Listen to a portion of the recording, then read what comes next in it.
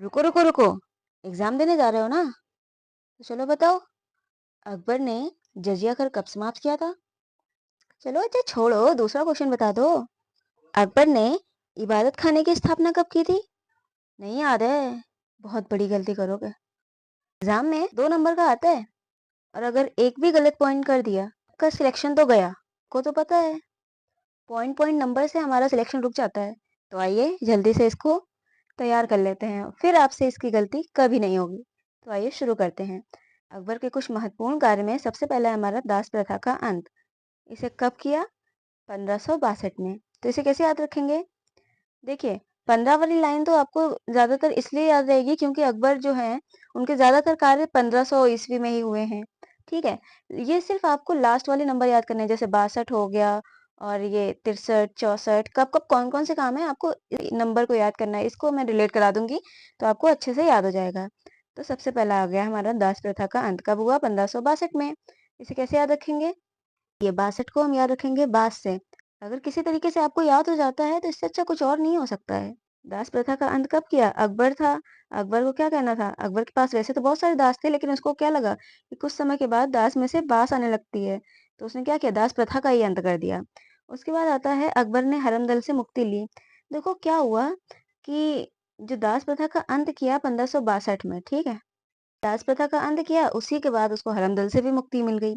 उसके बाद आता है हमारा तीर्थकर कब समाप्त किया? तीर्थकर समाप्त किया 1563 में। इसको कैसे याद रखेंगे? तीर्थ को याद रखिए, तीर्थ को बोलिए आप तीरथ। तीर्थ, तीरथ, तीर्थ, तीरथ। 15 वाली लाइन तो आपको याद ही रहेगी। आपको याद क्या करना है? 63 को, है ना? तो क्या है? तीर्थ, तीरथ, छठ को 63, तीरथ और 63, देखिए दोनों मैच कर रहे हैं, तीरथ 63, तीरथ 63। तो तीर्थ यात्रा कब कब समाप्त किया? 63 में। तीरथ 63 हो गया। इसके बाद आता है हमारा जजिया कर। जजिया कर कब समाप्त किया? 1564 में। तो इसको कैसे याद रखेंगे हम? जजिया, जजिया को याद रखेंगे, उसका जब जिया करता है, जजिया को उसका जब जिया करता है, वो क्या करता है? चौसर निकाल के खेलने लगता है। 64 को चौसर से क्या है? उसका जब जिया करता है वो चौसर निकाल के खेलने लगता है। तो हो गया, जजिया कर कब समाप्त किया? 1564 में। इसके बाद आता है हमारा फतेहपुर सीकरी की स्थापना। ये कब किया? 1571 में। इसको कैसे याद रखेंगे? क्या है? 71। 71 को कैसे याद रखेंगे? 71 को एक हटकर, 71 एक हटकर। तो इसको कैसे क्या बोलेंगे? एक हटकर, एक जगह से हटकर दूसरी जगह पर फतेह हासिल की। एक जगह से हटकर दूसरी जगह पे फतेह हासिल की। तो 1571 फतेहपुर सीकरी। 71 कैसे? एक जगह से हटकर, एक जगह से हटकर दूसरी जगह फतेह हासिल की। अकबर का क्या मानना था? उनका कहना था कि भाई अब यहाँ पे हमें कोई जीत नहीं मिल रही है उस तरीके से, अब हम दूसरी जगह जाएंगे और वहां पर जीत हासिल करेंगे। तो फतेहपुर सीकरी की स्थापना कब की? एक जगह से हटकर दूसरी जगह फतह हासिल की। ठीक। इसके बाद आता है हमारा इबादत खाने की स्थापना। इबादत खाने की स्थापना कब की गई थी? 1575 में। तो इसको कैसे याद रखेंगे हम? इबादत करना का मतलब क्या होता है? प्रार्थना करना। इबादत करना मतलब प्रार्थना करना। इसको हम 75 को हम रिलेट करेंगे पीछे से। 75 पीछे। जब हम प्रार्थना करते हैं तो क्या सबके सामने करते हैं? क्या हम मानते हैं तो क्या सबके सामने दिखावा करके मांगते हैं हमें ये चाहिए हमें वो चाहिए? नहीं ना। आप आराम से पीछे जाकर कहीं पे शांति से ही प्रार्थना करते हैं कि मुझे ये दे दो भगवान, मुझे ये कर दो, मेरे लिए ये कर दो, है ना? तो क्या होगा कि इबादत जब करते हैं ना, इबादत खाने की स्थापना के लिए क्या करेंगे? जब इबादत करते हैं तो सबके सामने मत करो, पीछे जाकर करो। इबादत करो तो पीछे जाकर करो, सबके सामने मत करो इबादत। इबादत कहाँ करो? इबादत सब लोग पीछे जाकर करो, पीछे। इसके बाद आता है इबादत खाना सभी धर्मों के लिए। कब खोला? 1578 में। अभी तक देखो क्या हो रहा था, इबादत खाने की स्थापना 1575 में करी थी, तो उन्होंने क्या बोला था कि इबादत करो, लेकिन सब लोग पीछे जाकर करो, पीछे हट कर करो, पीछे जाकर इबादत करो। भाई पीछे अभी तक की क्या कर रहे थे? सिर्फ मुसलमानों के लिए किया था, लेकिन अब क्या कर रहे थे? सभी लोग आकर यहाँ पे इबादत करो। अब सभी धर्मों के लिए कर दिया, तो अब क्या किया? इसको कब किया? 1578 में। तो इसको कैसे याद रखेंगे?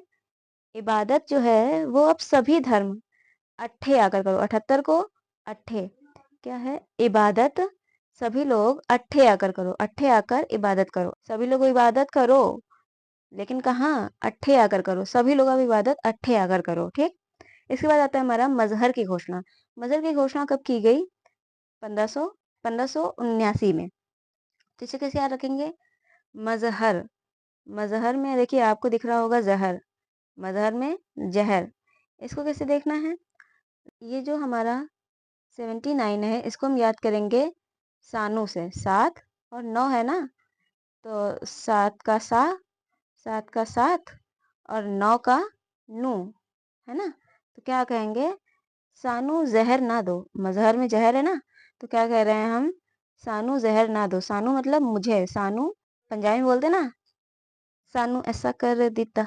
सानू जहर ना दो वरना मैं क्या करूंगा? मैं मर जाऊंगा। तो मैं आगे की जिंदगी कैसे जीऊंगा? सानू जहर मत दो, मैं मर जाऊंगा।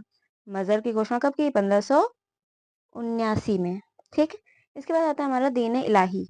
दीन इलाही की स्थापना कब की? 1582 में। इसको कैसे याद रखेंगे? इनका क्या कहना था?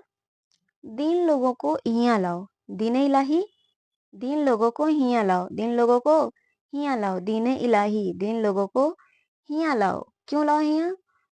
क्योंकि बासी खाना रखा है उन्हें दे दे। 82 को बासी, ठीक है। 62 को हमने बास से किया था, लेकिन ये जो 82 है उसको बासी से, ठीक। दीन इलाही, दीन लोगों को हिया लाओ, हिया लाओ। इलाही को इलाही, हिया लाओ। दीन लोगों को हिया लाओ। हिया क्यों लाओ?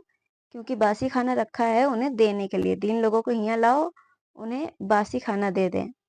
ऐसा करना चाहिए नहीं ना? लेकिन ये क्या कर रहे हैं? दीन लोगों को बुलाकर उन्हें बासी खाना दे रहे हैं।